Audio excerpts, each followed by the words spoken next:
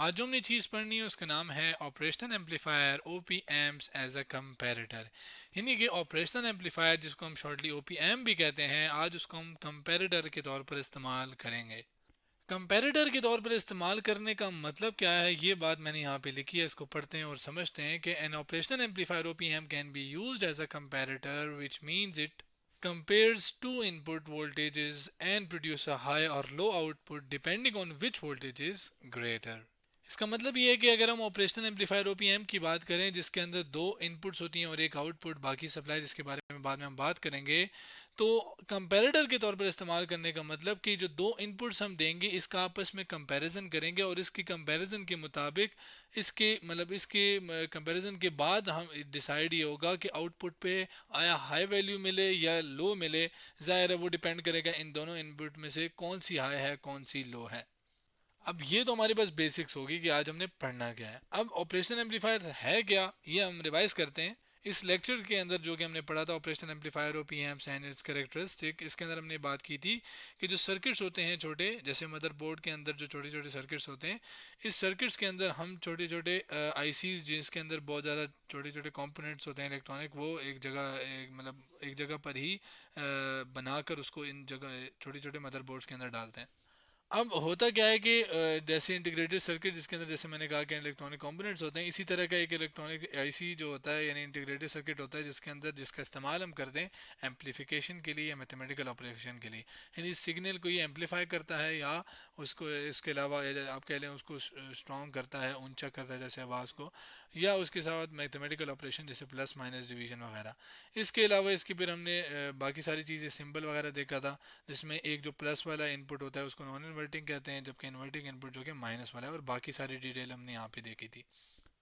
जबकि लास्ट में हमने इस पे करेक्टरिस्टिक पे एक चीज़ पढ़ी थी जिसे ओपन लूप गेन कहते हैं। और ओपन लूप गेन क्या है, जब पावर सप्लाई कनेक्ट ना हो, ओपन ओपन लूप या ओपन सर्किट हो एक किस्म का हो, तब कितना इनपुट दिया है और उसमें से कितना आउटपुट मिला है, यानी आउटपुट और इनपुट की रेशियो जो है वो हमें ओपन लूप गेन कहलाती है और उसकी वैल्यू काफ़ी हाई होती है 10⁻⁵। अब ये वो रिवीजन थी जो कि हमें ज़रूरत भी होगी आगे। जबकि यहाँ पर जो कंपैरेटर के तौर पे ऑपरेशन एम्पलीफायर का इस्तेमाल है उसके लिए एक सर्किट जो बनाना है हमने, वो सर्किट है हमारे पास ये। तो इसको हम हटाते हैं, इसके ऊपर ये सर्किट लेकर आते हैं जिसके अंदर वही ओपी एम्प है और बाकी चीज़ें हैं जिसको बारी बारी मैं बताता हूँ। इसके अंदर क्या है हमारे पास कि ये जो है ये वही पावर सप्लाई है जो कि हम ओपी एम्प को रन करने के लिए देते हैं, जबकि ये आपके पास आउटपुट है। जबकि ये आपके पास क्या है, ये एक बैटरी है जिसको मैं यहाँ पे चले लिख देता हूँ। जबकि ये एक रेजिस्टेंस कनेक्ट है जिसका अब आगे हम इस्तेमाल भी करेंगे, मैं बताता हूँ किस लिए। और इसके साथ साथ ये जो पूरा सेटअप आपके सामने लगा हुआ है रेजिस्टेंस और ये बैटरी, इसको बेसिकली हम पोटेंशियल डिवाइडर भी कहेंगे। क्यों कहेंगे ये बात मैं समझाता हूँ। अब होता क्या है, करना क्या है हमने कि ये जो एक इनपुट है प्लस वाला जिसको जो कि नॉन इन्वर्टिंग इनपुट है, इसको हमने एक फिक्स वोल्टेज के साथ, जैसे बैटरी है फिक्स बैटरी है, इसके साथ कनेक्ट किया। इस वोल्टेज को हम कहेंगे वी रेफ, यानी ये हमारे इसके साथ हमने दूसरे वाले जो इनपुट वोल्टेज होगा उसको कंपैरिजन उसका करवाना है। यानी कि जो नॉन इन्वर्टिंग इनपुट है वो हमने कनेक्ट किया किसके साथ, एक रेफरेंस वोल्टेज के साथ जो कि ये है हमारे पास, और ये ज़ाहिर है ये फिक्स है। जबकि जो इन्वर्टिंग है उसको भी एक वोल्टेज के साथ तो कनेक्ट किया है, लेकिन उसकी वोल्टेज की वैल्यू चूंकि रेजिस्टेंस की वैल्यू यहाँ पे तब्दील हो रही है, तो उसकी वैल्यू जो इनपुट वोल्टेज होगा वो भी तब्दील होगा अकॉर्डिंग टू द रेजिस्टेंस के मुताबिक।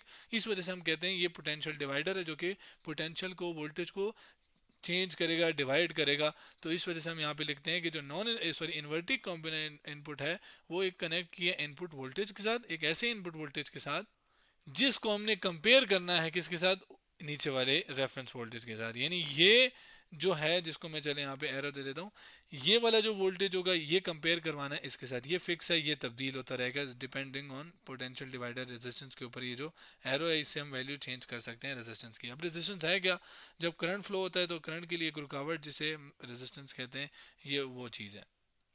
जबकि यहाँ पर ये इसको हम कह देते हैं कि ये जो वोल्टेज है वी आई एन है, क्योंकि ये आपके पास डिफरेंट है, ठीक है।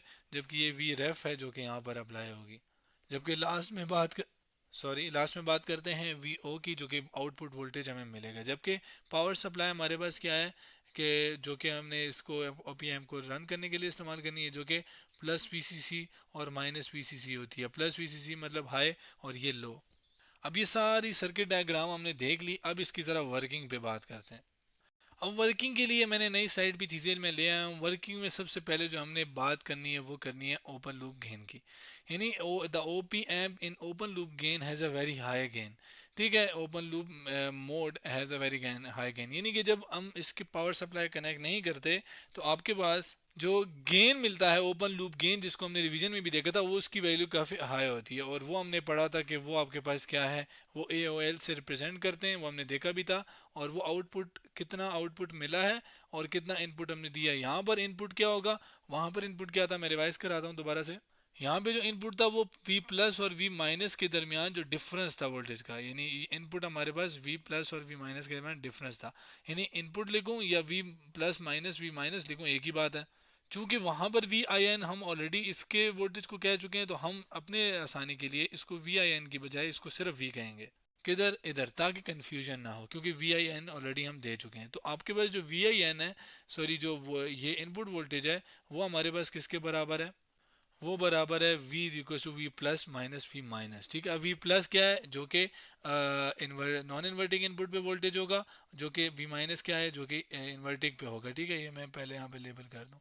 अब इन्वर्टिंग वाला जो है वो वी आई एन के बराबर है, जिसको मैं ये लिख देता हूँ। जबकि वी प्लस जो है, यानी जो नॉन इन्वर्टिंग वाला है, वो बराबर है किसके, वी आर एफ के, आर ई एफ रेफरेंस वाले के।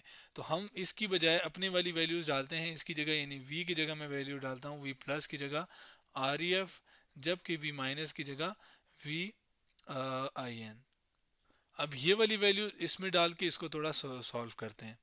उसके लिए मैं ऊपर से ही कॉपी करके नीचे लेकर आता हूँ, और यहाँ पर v की बजाय अब मैं उसकी जो वैल्यू मैंने निकाली है, जो हमारी टर्मिनोलॉजीज हैं, उसके लिए जो v की वैल्यू है वो मैं यहाँ पर डाल देता हूँ, जो कि ये देखें मैंने कर दिया प्लेस। अब इसको ज़रा सॉल्व करते हैं। ये इधर डिवाइड हो रहा है, उधर जाके मल्टीप्लाई हो जाएगा, तो मैं इसको ज़रा पहले लिख लेता हूँ। बल्कि हम एक काम करते हैं कि इसी को यहाँ पर लेकर आते हैं, और इसके साथ आपके पास चूँकि ये ए ओ एल मल्टीप्लाई हो रहा है, तो ये ब्रैकेट इसकी बंद हो जाएगी, और ये ए और ओ एल ठीक हो गया। राइट साइड पे क्या रह जाएगा, वी ओ, तो ये आपके पास वी ओ आ गया। अब इसमें इस इक्वेशन को थोड़ा एनालाइज करते हैं। इसमें ये देखें कि ये आपके पास ए ओ एल, जो कि एक पॉजिटिव ओपन लूप गेन की वैल्यू है, जो कि हाई होगी, यानी ये आपके पास क्या है, पॉजिटिव। आउटपुट पे पॉजिटिव कब आएगा, वो ये चीज़ डिसाइड करेगी जब ये चीज़ पॉजिटिव होगी। यानी कि अगर मैं इस चीज़ को कहूँ कि फ़र्ज़ करें ये चीज़ क्या है, ये जो वी रेफ माइनस वी आई है, ये पॉजिटिव है, तो आपके पास जाहिर है ये सारी वैल्यू पॉजिटिव, ये भी पॉजिटिव, तो ओवरऑल आंसर भी आउटपुट पे क्या आएगा, पॉजिटिव। और ये कब होगी, जब मैं इसको ग्रेटर देन जीरो के इक्वल रखूंगा, और वी आर ई एफ को रखूंगा, ये माइनस है उधर जाके प्लस हो जाएगा, तो ये आपके पास क्या है कि ये ग्रेटर, और ये आपके पास ये निशान आ गया। अब अगर आप देखें तो आपके पास वोल्टेज हाई कब मिलेगी, यानी वोल्टेज हाई कब मिलेगी, जब आपके पास रेफरेंस वोल्टेज ज़्यादा होगा इनपुट से, यानी ये वाली वैल्यू ज़्यादा होगी इनपुट से, जो कि ये है। तब आपके पास ये जो कंडीशन है ये सेटिस्फाई करवाएगी कि आपके पास जो आउटपुट है वो आपके पास क्या हो, प्लस VCC, यानी जो हाई वाली पावर सप्लाई दी हो, यानी हाई वैल्यू आ रही हो आउटपुट पे। अब ये चीज़ किसने डिसाइड की, ये इन दोनों वोल्टेजेस ने डिसाइड की। कैसे, बोला कि रेफरेंस वोल्टेज ज़्यादा है इनपुट से, तो हम कह रहे हैं आउटपुट में हाई है। अब ज़रा इसको दूसरे तरीके से लेते हैं। अब ज़रा एक और तरीके से देखते हैं कि फ़र्ज़ करें ये वैल्यू तो प्लस है, लेकिन ओवरऑल इसका आंसर आए नेगेटिव। नेगेटिव होने का क्या मतलब है कि ये आपके पास आए लेस देन ज़ीरो, तभी तो नेगेटिव होने का मतलब यही है ना। अब उसके लिए क्या कंडीशन बनेगी कि वी आर ई एफ को इधर ही रखूँ, ये उधर जाएगा, तो ये आपके पास बन जाएगा वी आई एन। यानी कि जो रेफरेंस वोल्टेज है ये वाला, अगर ये कम हो जाए वी आई एन से, तो आपके पास क्या है, आउटपुट क्या आएगी आपके पास, नेगेटिव। नेगेटिव का मतलब कि आपके पास वी ओ जो है वो क्या आ जाएगा, नेगेटिव वी सी सी, यानी आपके पास जो आउटपुट है वो क्या आएगी, लो आएगी। जबकि इसके केस में, ऊपर केस में क्या था कि यहाँ पर जो है आउटपुट क्या आ रही थी, हाई, जिसको मैं यहाँ पे चले लिख भी देता हूँ, ये क्या है यहाँ पर हाई, और वो कब है, रेफरेंस वोल्टेज ग्रेटर है आई एन से।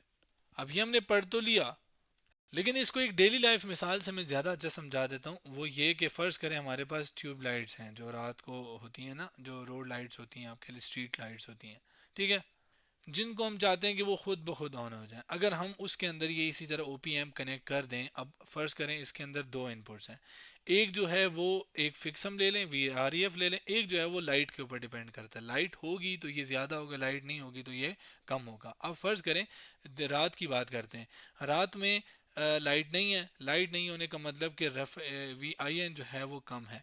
वी आई एन कम होने का मतलब कि रेफरेंस वोल्टेज ज़्यादा, और रेफरेंस वोल्टेज ज़्यादा वी आई एन से, तो इसका मतलब आउटपुट पे हाई, यानी कि आउटपुट आपके पास जो लाइट है वो रोशन हो जाएगी। हाई होने का तो यही मतलब है। तो यूं आप कह लें कि हम इसी तरह मुख्तलिफ, इसी तरह अगर आप इसको उलट ले लें कि दिन के वक्त जब वोल्टेज ज़्यादा होगी यानी आई एन ज़्यादा होगा और एफ कम होगा, वी आर ई एफ कम होगा, तो आउटपुट लो होगी यानी लाइटें बंद होगी। तो यूं आप कह लें हम स्ट्रीट लाइट्स के अंदर इसका इस्तेमाल कर सकते हैं, इसका operational amplifier O P amp का, जो कि कंपेरेटर के तौर पर अगर हम इस्तेमाल करें। तो आज हमने क्या किया, operational amplifier O P amp as a comparator के तौर पर इसको देखा।